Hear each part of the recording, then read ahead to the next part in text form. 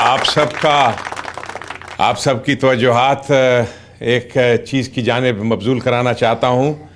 पाकिस्तान की एक बहुत बड़ी कदावर सियासी शख्सियत इस उर्दू बैठक में आने के लिए उन्होंने ज़िक्र किया था कि वो आएंगे। ख़ास मुझसे कहा गया कि उनकी आमद के बारे में मैं इत्तला ना करूं और वो ख़ुद तशरीफ़ लाएंगे और उनका नाम भी ना बताऊं। तो मैं मुंतज़िर हूं। वो यहाँ लॉस एंजलिस से आ चुके हैं और अभी इस वक्त बेकर्सफील्ड में अपने दोस्तों के साथ कुछ घूमा फेरी कर रहे हैं। मैंने कहा कि जनाब कब आएंगे, तो वो तशरीफ़ लाएंगे अभी थोड़ी देर में। इस दौरान मैं आप सबको ये बताऊं कि एक बहुत भारी पाकिस्तान की ये पॉलिटिकल पर्सनैलिटी है जिससे आपकी अभी मुलाकात होगी। और जब हम नोबेल प्राइज़ का जिक्र करते हैं तो 1913 में हिंदुस्तान के एक बहुत ही अजीम शान लिखने वाले रविंद्रनाथ टैगोर को नोबेल प्राइज़ मिला।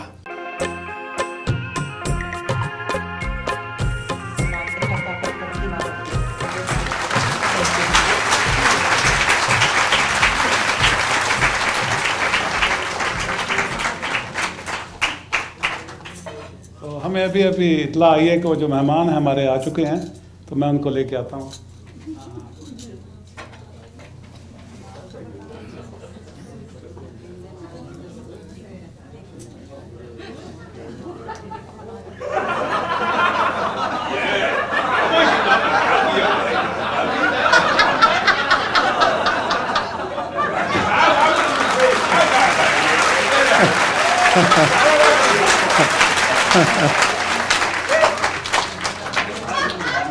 आ जाओ आ जाओ।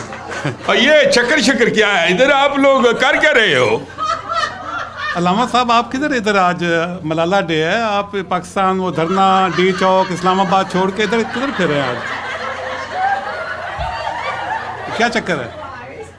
ये आपको पहली बार पता लगा कि मेरे साथ कोई चक्कर है? मेरा सारा वजूद ही चक्कर है? ये मेरे बारे में आप पूछ रहे हैं? मैं इस्लामाबाद में नहीं हूं। इस्लामाबाद टेम्पररी जाते हैं हम लोग। मैं तो कनाडा में होता हूं। तो कनाडा से जब मेरे मरीज जो हैं उनको मैं बुलाता हूं पकड़ने के लिए। ये डांग देखिए आपने, ये सूर को पकड़ने की डांग है। ये इसको अंग्रेजी में क्या कहते हैं? इसको कहते हैं हो, स्पेलिंग है HOE, हो। ये सूर के गर्दन में डाल के खींची जाती है। इस तरह से मेरे मरीज ना लाहौर के वाक़े के बाद बहुत बागी हो गए हैं। ये मैं पकड़ के रखता हूँ, इससे मैं उनकी गर्दनें खींचता हूँ। ये आपने जो पूछा है मेरे से, वह मैं इधर क्या करने आ गया हूँ। एक इधर आदमी है, उसने दुनिया को वक्त डाला हुआ है, असरुल इस्लाम नाम है उसका। यह शालीमार रेडियो वाला, मुझे किसी ने बताया है कि वो इधर ही कुछ कारोबार करता है। तो मैंने जब सुना कि भाई वो मलाले के बारे में बात कर रहा है, आपको पता है मलाला के बारे में मुझसे बहुत लोगों ने सवाल किया है। मैंने कहा मेरी पोजीशन इस वक्त खराब मत करो, मेरा कोई बयान नहीं है। मैंने किसी किस्म का कोई ओपिनियन दिया ही नहीं। हालांकि जिस वक्त ब्लास्फेमी की बात हो रही थी, ब्लास्फेमी के बारे में मैं एक दफा ओपिनियन दे के पछताया। और ज़ियाउल हक साहब थे ना जौन से, और ऐसे ही मैंने टैगा जमाने के लिए कह दिया भाई ये कानून बनाना है। उसको भी शौक था बंदों को पकड़ने का किसी बहाने से। तो मैंने कहा उसको मिर्च मसाला लगा के ब्लास्फेमी का कानून बना दो। उसके बाद मुझे क्या पता ये नामराद वीडियो कैमरे वाले फोटो में बना रहे होते हैं। उसमें मुझसे लोगों ने पूछा तो मैंने बड़ी शान से कहा ब्लास्फेमी का कानून हमने बनाया है। उसके बाद क्या हुआ जी, जब मैं कनाडा का सिटीजन हो गया तो मुझे पकड़ के इंटरव्यू फिर से किया, तो मुझे याद नहीं रही बात। क्यों? मेरी ज्यादातर तालीम ख्वाब के आलम में हुई है। ख्वाब के आलम में। कैसे? आलम रुइया में, आलम रुइया में मुझे आते हैं, पढ़ा के चले जाते हैं। ऐसे ही मुझे बता कर गए मलाला के बारे में कि मलाला के बारे में क्या पोजीशन है। फिर मुझे पता चला जब शेख बगदादी आए, 14 दिन लगातार ख्वाब में आते रहे मेरे। आके उन्होंने मुझे मलाले के बारे में बताया कि अल्लामा जी, आपने मलाला के फेवर में बात करनी है। मैंने कहा मैं कनाडा जाके तो कर सकता हूं, उधर मैं एक गलती पहले कर चुका। कनाडा वालों ने जिस वक्त मुझे इंटरव्यू किया है और उसने पूछा है मुझसे, भाई ये ब्लास्फेमी के बारे में क्या कानून है। मैंने कहा सख्त गंदा कानून है ये, इसमें किसी गैर नॉन मुस्लिम को पनिशमेंट हो ही नहीं सकती। और उन्होंने क्या किया, मेरी वीडियो को चला दिया। पुरानी वीडियो उनके हाथ में आ गई। अब उस वीडियो का दुनिया की 58 ज़बानों में ट्रांसलेशन हुई है और उन्होंने लिखा है कि मुसलमानों का जो शेख है सबसे बड़ा वो झूठा है और मुझको लायर कहा गया है। वैसे बात ये है कि मैं प्रोफेशनल लायर हूँ, मैं जमांदरू लायर हूँ, मैं मेरा मतलब वकील हूँ, लॉ की डिग्री है मेरे पास। लेकिन अलग बात है कि कनाडा और अमेरिका के तो एंट्री एग्ज़ाम भी मैं पास नहीं कर सकता, पर पाकिस्तान का जो चीफ जस्टिस है वो भी लॉ सेट का एग्ज़ाम नहीं दे सका। वो चीफ जस्टिस हो सकता है तो मैं लायर नहीं हो सकता। तो ये है फैक्ट ऑफ फैक्ट। आपने पूछा है what is the story. Story कुछ नहीं है, मुझे खबर मिली भाई इधर वो शैतान आया हुआ है असरुल इस्लाम। वो पिछले पाकिस्तान में दुआई मची हुई है शालीमार रेडियो की, दुनिया सुनती है उसको। और मोस्ट डेंजरस आदमी इस वक्त दुनिया का। मैं वाकई ये आदमी जो है हमारे सब के कारोबार ठप करा हुआ है। हमने मुद्दत से दुनिया को बेवकूफ़ बना रखा है और वो आदमी ऐसा वो कुरान सुनाता है कि मैं आपको क्या कहूँ, डेंजर मैन है, इसकी ज़बान बंद करनी बड़ी ज़रूरी है, पर मिलता नहीं है। पता लगा है कि किसी पिंड में रहता है जंगल बियाबान में, उधर इर्द गिर्द कुछ नहीं है, जानवर हैं। तो ये देखकर मुझको बहुत ख्याल आया कि मैं जाऊं जाकर उसकी तफ्तीश के लिए। वैसे शक्ल सूरत से आप भी पढ़े लिखे लगते हैं, आप लायर हैं? अच्छा अच्छा अच्छा अच्छा, इधर पास आए, मेरे से डर के ना खड़े हो। तो आप वो जो कफन बांध के खड़े थे कंटेनर के ऊपर, वो क्या कहानी थी? वो कौम पूछना चाहती है। वो क्या आपने कहा था एक कफन है मैं पहनूंगा या कौम ये हुकूमत पहनेगी, तो उसका क्या था वो सारा? देखो जी, हम जो सियासतदान होते हैं ना, मैं, इमरान खान, हम सारे, आपने कभी तवाफ का मुजरा देखा है? नहीं देखा। ये तवाफ मुजरा क्यों करती है, क्यों गाती है, तमाशे क्यों करती है? पटी साहब, यही नाम बताया ना आपने।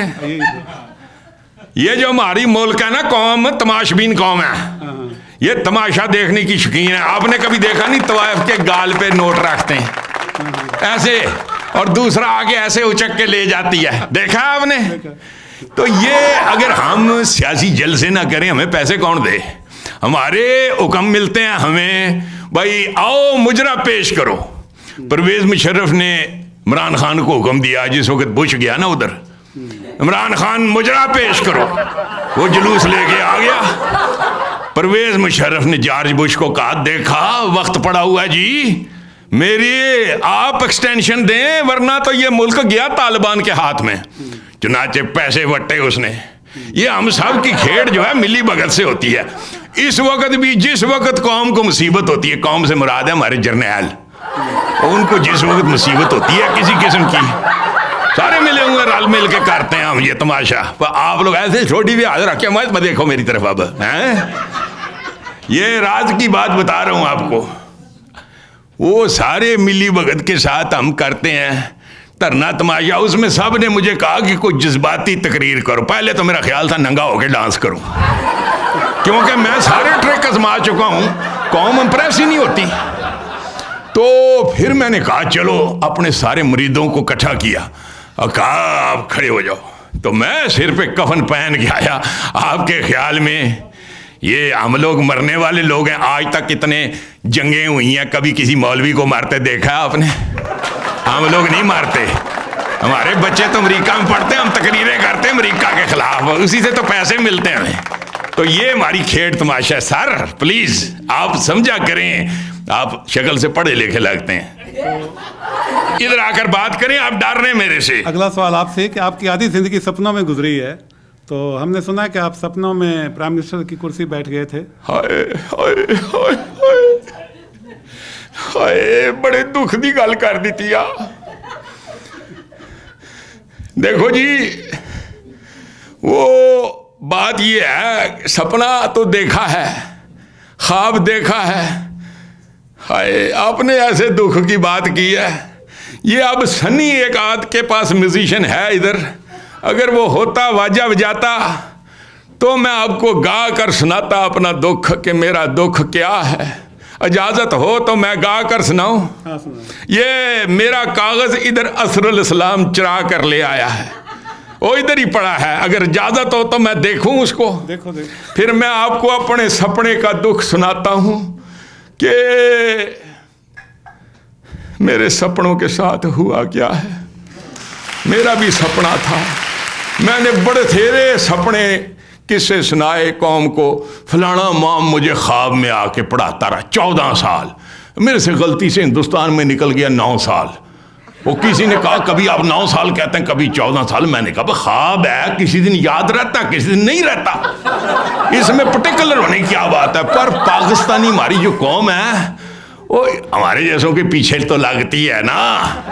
वो आपको बताया कि इस कौम को, तमाशबीन कौम को पैसे देने का शौक है, तो सियासतदान को देती है, हम लोगों को पैसे देती है, नारे नूरे मारते हैं। पाकिस्तान में कभी कभी ये जो अमेरिका में होते हैं ना, क्या कहते हैं उसको, ये जो बड़े बड़े कॉन्सर्ट होते हैं पार्कों में, वो पाकिस्तान में नहीं थे होते। अब इस धरने के बहाने हमने खूब तमाशे किए हैं, लड़के लड़कियां डांस डूंस कर रहे हैं, मौजें कर रही हैं। ये बेस्ट चीज़ थी, बहुत अच्छा लगा। इस पे तो सुना असरुल इस्लाम ने भी अप्रिशिएट किया हमारे धरने को। तो आपने सपने की बात की है, मेरे से तो अब गल नहीं हो रही। मेरे से तो इजाजत हो तो मैं अपना वाजा उधर से जाकर सनी से कहूँगा, सनी बजा ओए। ये मेरी टोपी के बारे में किसने सवाल किया है? ये मैं आपको बता दूं, ये मैं खालस तुर्की से खरीद के लाया था। असल में सुच्ची टोपी है। ये ख्वाब में नहीं आई, ये तुर्की जाकर ऐन बाजार से खरीदी है, जहां वो सारे ताजर खरीदते हैं जिनका पेशा है कौम को बेवकूफ बनाना। ये हमारी सुलेमानी टोपी है, इससे दुनिया इंप्रेस होती है।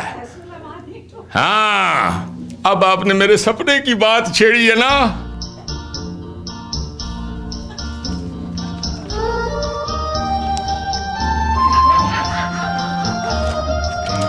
मेरा सुंदर सपना बीत गया, सब पाकिस्तानी एक रहे, मेरा चौक पे भांडा फूट गया। मेरा सुंदर सपना बीत गया, इस्लाम का नाम तो आम लिया, इस्लाम से क्या क्या काम लिया।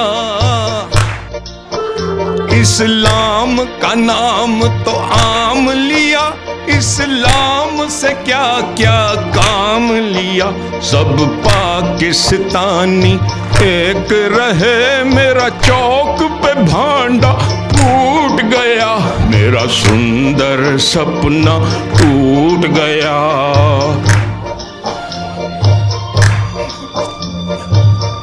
हाय,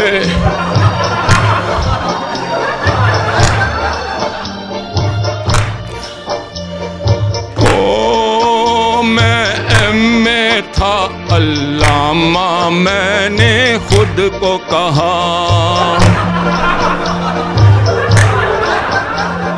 ओ मैं एमए था अल्लामा, मैंने खुद को कहा।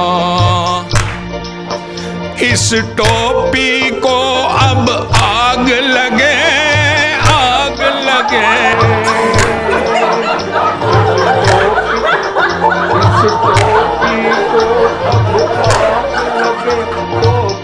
का जमाना बीत गया, मेरा सुंदर सपना बीत गया।